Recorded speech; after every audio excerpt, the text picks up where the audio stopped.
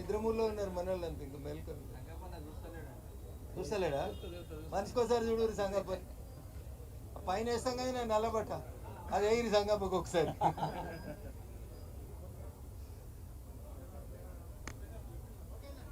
Media మిత్రులకు నమస్కారం.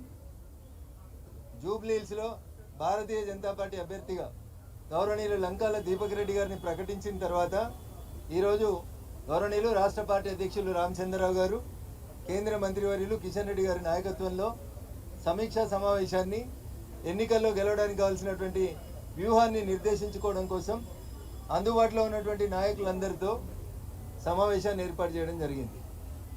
Jubilee hills ఉప ఎన్నిక భాగ్యనగరం భవిష్యత్తుని దృష్టిలో పెట్టుకొని భాగ్యనగరం బాగుండాలంటే, భాగ్యనగరంలో ప్రజల భవిష్యత్తు బాగుండాలంటే ఎంఐఎం గూండాల యొక్క అనుమతితో మనం బతకాల్సినటువంటి పరిస్థితులు భవిష్యత్తులో రావద్దంటే భాగ్యనగరంలో ఉన్నటువంటి ప్రజలు, ముఖ్యంగా జూబ్లీ హిల్స్ ఓటర్ మహాశయులందరూ కూడా ఆలోచించాలని సవినయంగా అప్పీల్ చేస్తూ ఉన్నాం.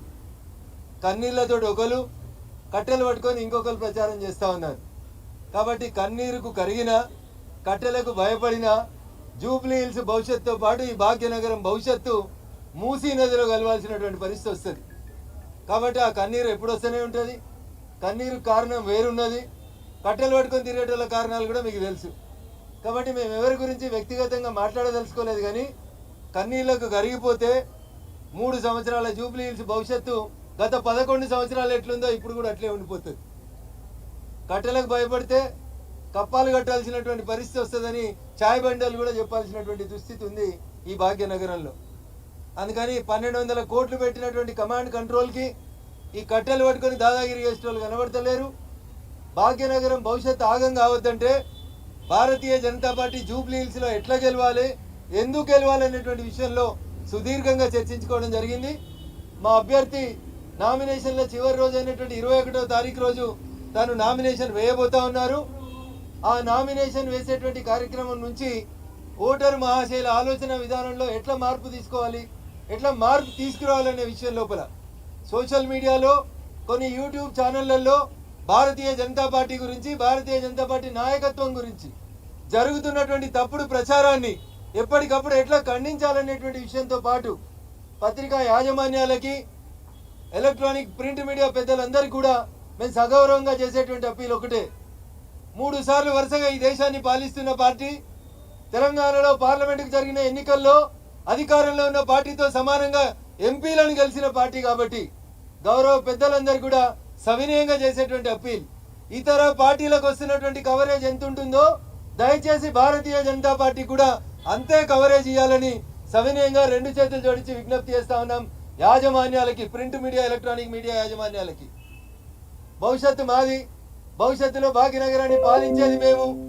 ఈ దేశం మా చేతిలోనే సుభిక్షంగా ఉందని దేశమంతా నమ్ముతుంది. కాబట్టి తెలంగాణలో ఉన్నటువంటి మా పత్రికా యాజమాన్యాలు, ఎలక్ట్రానిక్ మీడియా యాజమాన్యాలు కూడా మా మాటను విశ్వసించాలి, మా నాయకత్వానికి అండగా ఉండాలని చెప్పి కూడా ఈ సందర్భంగా అప్పీల్ చేస్తా ఉన్నాం. సోషల్ మీడియాలో తప్పుడు వార్తలు, తప్పుడు సర్వేలు వస్తున్నాయి. వీళ్ళకి ఇంత ఓటింగ్ వచ్చింది, వాళ్ళకి అంత ఓటింగ్ వచ్చిందని. అరే క్యాండిడేట్ డిక్లేర్ అయ్యి 24 గంటలు కాలే, వారి మీరు సర్వే ఎప్పుడు రాత్రి, మీరు సర్వే ఎప్పుడు ఎత్తిరి, ఎవరిని అడిగితిరి, ఏసీ రూమ్లో కూర్చొని సర్వే రిపోర్ట్లు రాస్తురో. దయచేసి పార్టీల ఇమేజ్ని డ్యామేజ్ చేసేందుకు ఇట్లాంటి తప్పుడు వార్తలు ఎవరు కూడా ప్రసారం చేయొద్దని మీడియా మిత్రులకి, ఆ యూట్యూబ్ ఛానల్ మిత్రులకు కూడా సవినయంగా అప్పీల్ చేస్తూ ఉన్నాం. 4వ స్తంభం మీరు, ప్రజాస్వామ్యాన్ని కాపాడాల్సిన వాళ్ళు మీరు కూడా ఇట్లా చేస్తే బాగుండదేమో అనేది ఒకసారి ఆలోచించమని అప్పీల్ చేస్తూ ఉన్నాం. పార్టీల దగ్గర జీతం తీసుకొని పనిచేసేటోళ్ళు ఏది రాసినా నడుస్తుందని రాసుకునేటోళ్ళకు కూడా ఈ అప్పీల్ లాగానే స్వీకరించుండ్రి. వ్యక్తిగతంగా మేము ఎవరిని ఇన్సల్ట్ చేయదలుచుకోలేదు. కాబట్టి దయచేసి ప్రతి అంశాన్ని భారతీయ జనతా పార్టీ నాయకత్వం గమనిస్తూ ఉంది. మీరు రాసే తప్పుడు వార్తలు, మీరు వేసే తప్పుడు సర్వేలు, మీరు మా పార్టీని డ్యామేజ్ చేయాలని చూసేటువంటి ప్రతి అక్షరం బరాబర్ గుర్తుంటుంది. ఇవాళ మేము అధికారంలో లేకపోవచ్చు, మీ మీద చర్యలు తీసుకునే శక్తి భగవంతుడు మాకు ఇవ్వలేకపోవచ్చు, కానీ భూమి గుండ్రంగా ఉంటుంది. It will take a turn అనేది మాత్రం గుర్తుంచుకోండి. ప్రతిదీ రాసి పెట్టుకుంటాం, ప్రతిదీ లెక్క పెట్టుకుంటాం. కాబట్టి యాజమాన్యాలకి నేను తప్పులు అంటగట్టదలుచుకోలేదు. వ్యక్తిగతంగా ఎవరైనా తప్పులు చేస్తే మాత్రం దయించి లెక్కలు మాత్రం ఉంటాయనేది మాత్రం అప్పీల్ చేస్తా ఉన్నాం. ఇది ప్రేమతో చెప్తున్న మాట, నా భాషనే గిట్లుంటుంది. నా గొంతే గిట్లుంటుంది కాబట్టి రఘునందన్ రావు బెదిరించిండని మళ్ళీ స్క్రోలింగ్లు పెట్టి నన్ను పెద్ద లీడర్ని